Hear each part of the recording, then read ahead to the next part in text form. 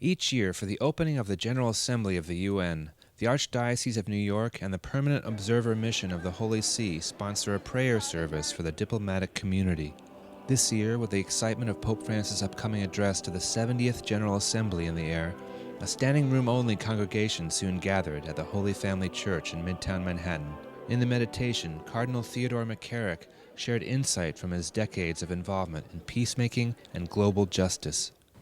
At 85 now, I can happily remember the founding of the United Nations and the excitement that the young people of my generation felt at the prospects for peace and world harmony in those exciting days.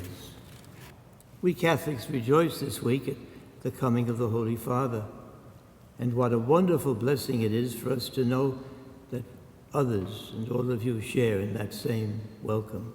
There is so much to grieve about now. War is driving millions of people from their homes. Violent extremists are killing in the name of religion. They bring immense suffering to people and great shame to the faith they claim to represent. This prayer services is an answer to the bigots, extremists, and terrorists who try to divide communities.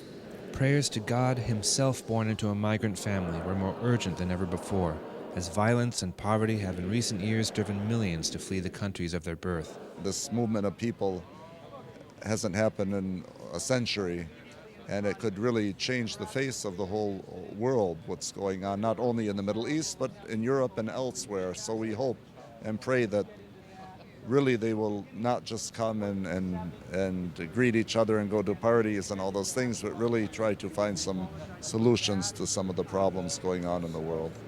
A prayer for our earth was read from Pope Francis' encyclical Laudato Si, that God would help us rescue the abandoned and forgotten and recognize that we're profoundly united with every creature.